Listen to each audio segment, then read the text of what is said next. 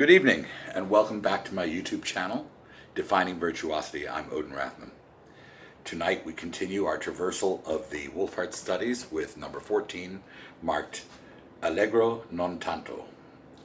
It's in the key of D major in 4/4 time, common time, and is dominated by one figure, a quarter note followed by 6/8 notes. And by virtue of the length of those strokes, one of the healthy ways of practicing it is to use a whole bow on the quarter notes and half bows on the eighth notes. However, whatever that whole bow value is can be done in different sizes. We could also treat a whole as the lower third or the middle third or the upper third. So it can be practiced quite artistically as well. But for the very mechanical execution of it, the notion of doing a full bow, half, half, half, half, half, half, whole, is very valuable. Sometimes we'll have to cross a string before executing the first of the eighth notes. We have to remember that the actions of the right hand happen in a certain order, just like they do in the left hand. That means that a string crossing has to happen before the execution of the stroke on the new plane. So if you were to practice the open string notes of the first couple of measures, you would discover that you're on the D string for the first note, you're on the E string for the second note, on the A for the third, the fourth note, on the D string for the next three,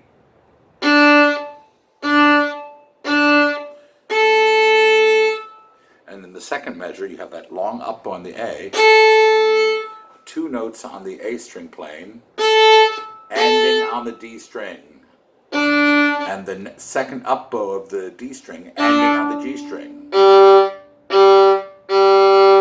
I always want to end the previous stroke on the new plane. However, I want to complete the stroke on the old plane. So the crossing happens at the slowest point of bow speed.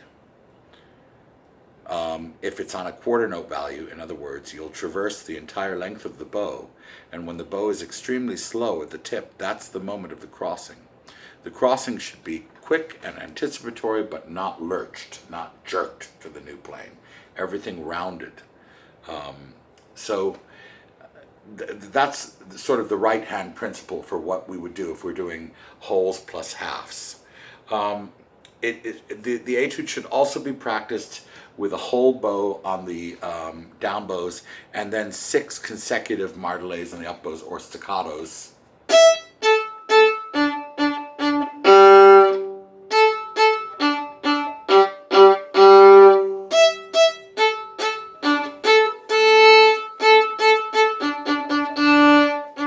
Also very valuable, and backwards.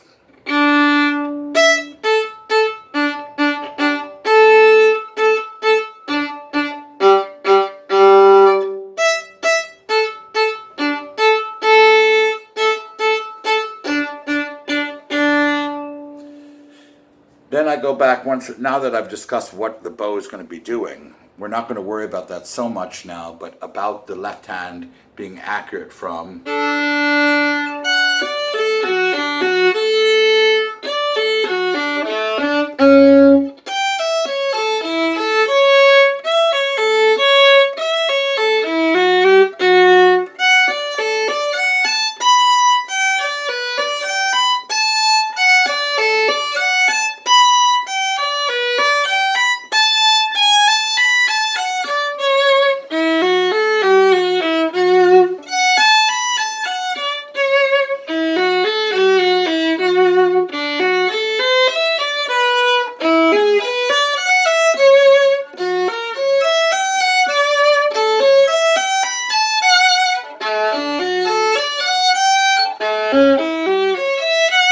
for that C sharp, again, I've altered the original fingering to use Mr. Galamian's principle of different fingers for diminished fifths. So we'll use the lowered fourth finger for the C sharp and the third finger for the G. So you will go through the study this way for rhythm. Once the left hand is mastered this way and is very comfortable with its actions, remember again that none of these actions cause the fiddle to move or the shoulder to tense up. When we talk about someone getting around the fiddle really well, it literally is that when as they're getting around the instrument, they're not disturbing the fiddle. That's why they don't have to hold it as firmly or as hard. You still have to keep your chin contact with your collarbone enough that you've got the fiddle supported this way, but the bare minimum. And if you have to add too much to that when you're going up and down, chances are that you're using too much pressure somewhere here or in the shoulder.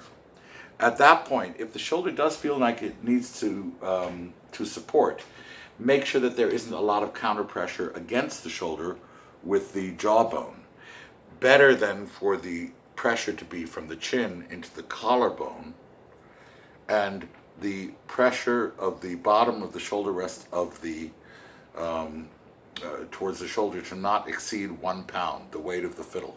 It only weighs a pound.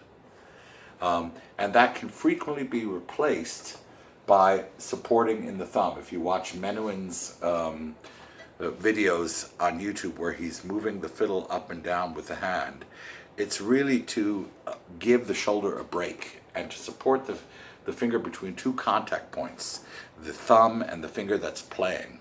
And it's a great way to give your shoulder a little break where you're hanging and relaxing and initiating the vibrato in the fingertip and wrist, not the shoulder or arm. So once you've learned the left hand this way, and you can play the notes in tune with all string crossings, lifts and drops, relaxed, not causing tremendous increases in the thumb pressure, shoulder pressure, etc., we can put the two hands together. And again, you can start very, very clinically with whole bows.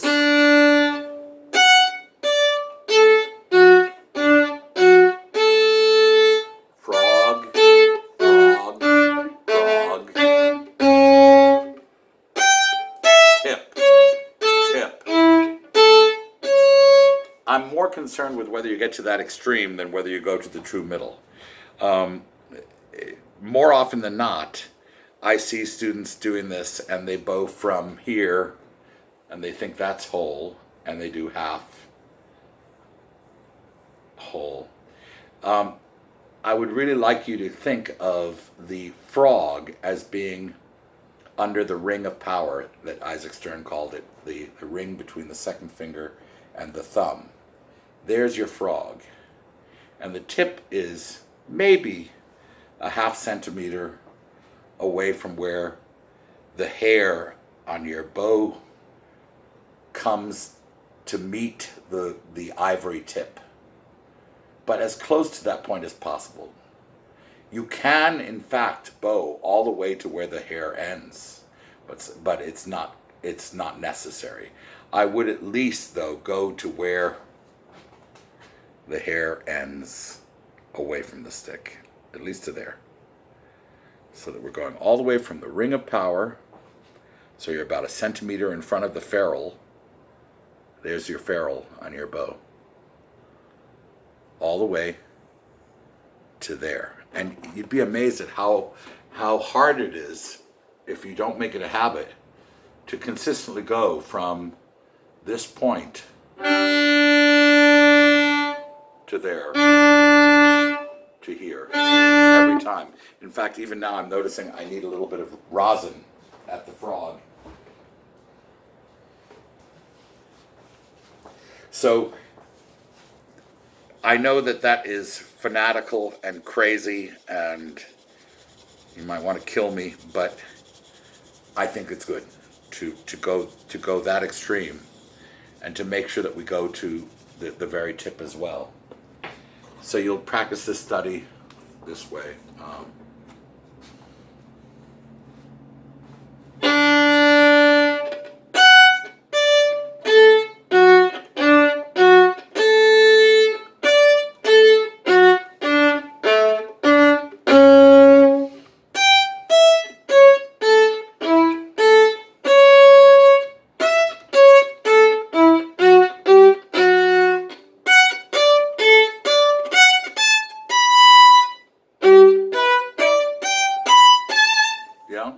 think I played a wrong note. Sorry. Yeah.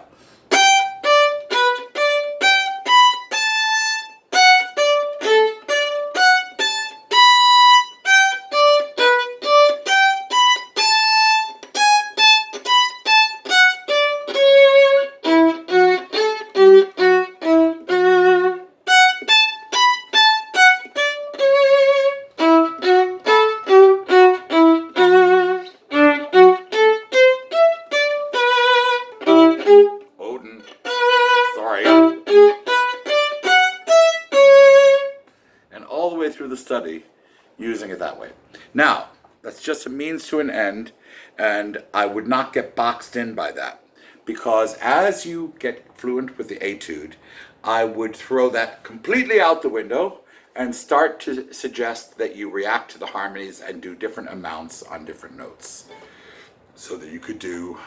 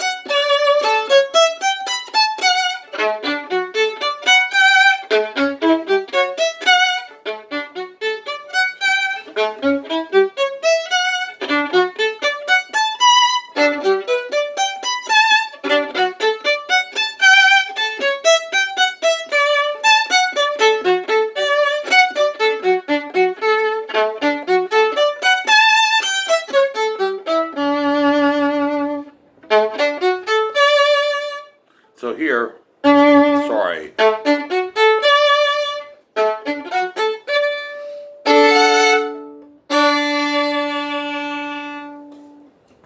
All right, so there you have it. That is the fundamental way of practicing Wohlfahrt study number 14.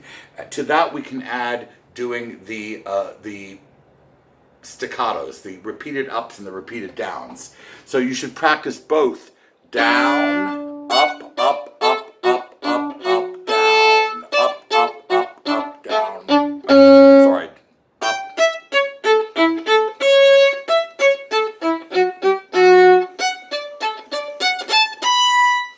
And the reverse.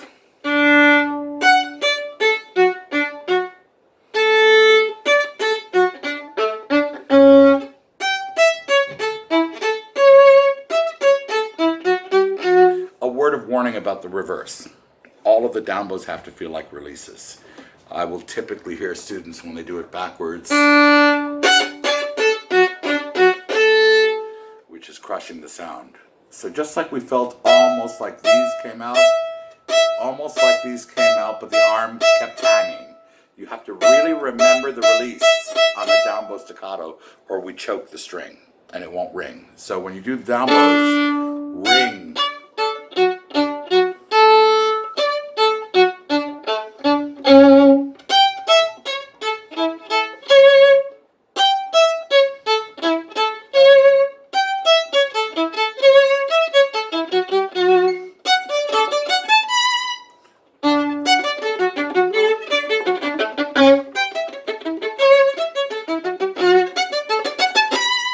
When you do it faster, don't use as much bow.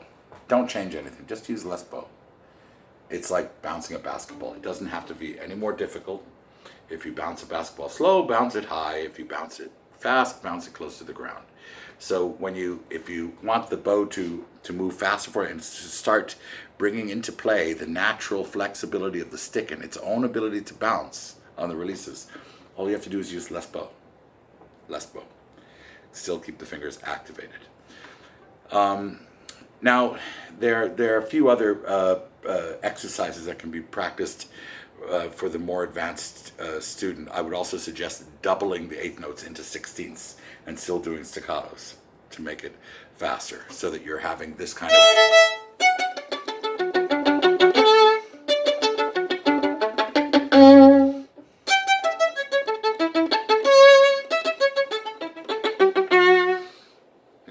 this way, so that we can fit in more notes as we need to, as we're developing that staccato. And again, the freest staccatos for me are the ones that feel like they release the string and where the bow almost starts hopping. The bow can go very fast that way without tensing up the arm. I do use a stiff arm staccato, but very few places. You'll use it in the end of the first large statement of Wieniawski number 1, maybe in the first movement of Paganini number 1.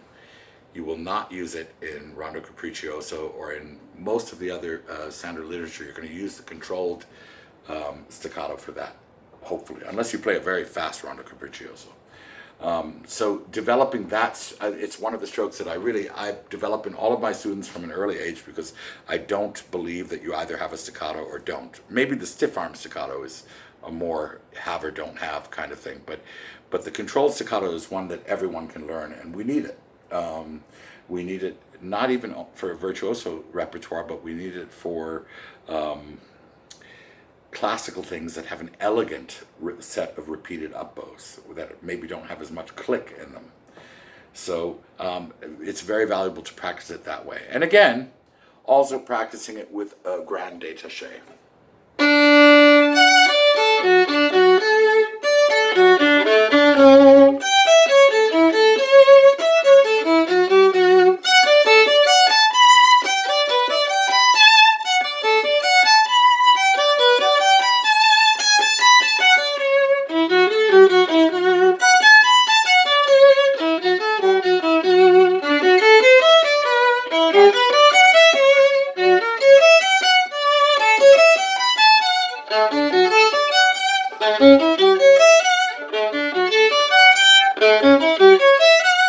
Now, if you find yourself doing too much of this to go to a lower string, I can tell you very logically what you're not doing. You're not bringing your arm to the G string plane. If you find yourself praying for the low string and being like this for the upper too much, it's not so good when we're playing fast. When we're playing slow, however, we can do that. We can lean back more and flatten the fiddle, raising the scroll for playing on the E string. But doing that back and forth quickly is bad. And also this shape puts a lot of strain on the cervical spine, the upper part of your spine, which can lead to numbness in the fingers. And I've seen several students, I don't know why the teachers didn't catch it, even at prominent music programs in New York, develop cervical issues with their spine. And they were doing something for years and years that the teacher never really addressed. And 9 out of 10 physical injuries on the violin come from doing something wrong.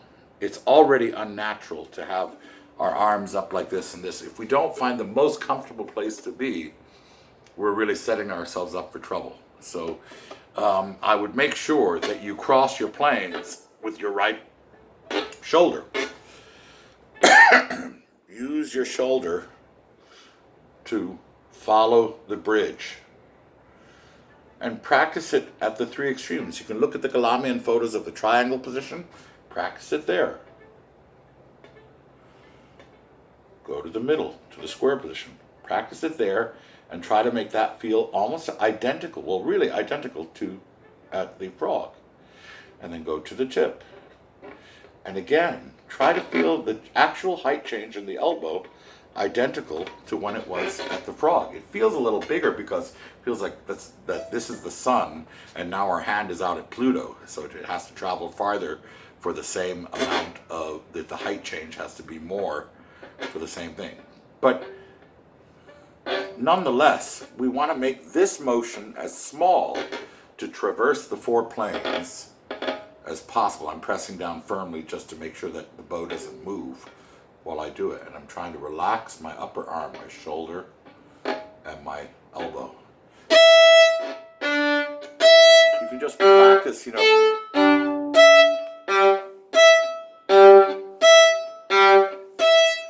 if you're not an advanced student, you could take every string crossing in the second caprice of Paganini and practice it,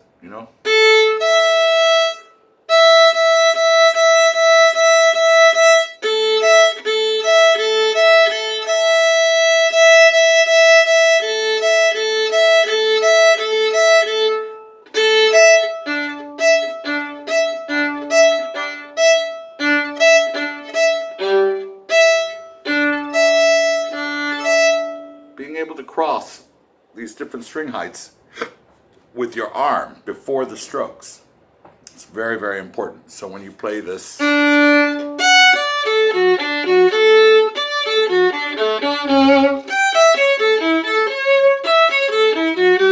cross first. Cross first here.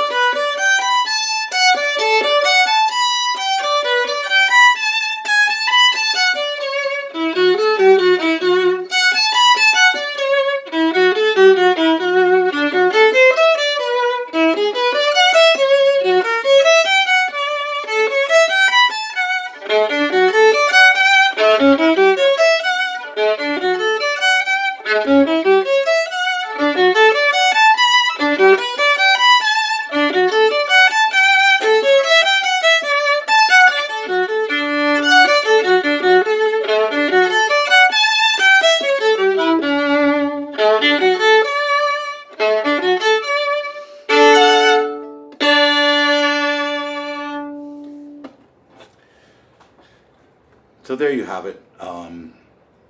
Wohlfahrt number 14, Allegro non tanto. I hope this has been helpful to you, and if you enjoyed it, please like and share. And if you have questions, please send them to me. I'll try to answer them as best I can.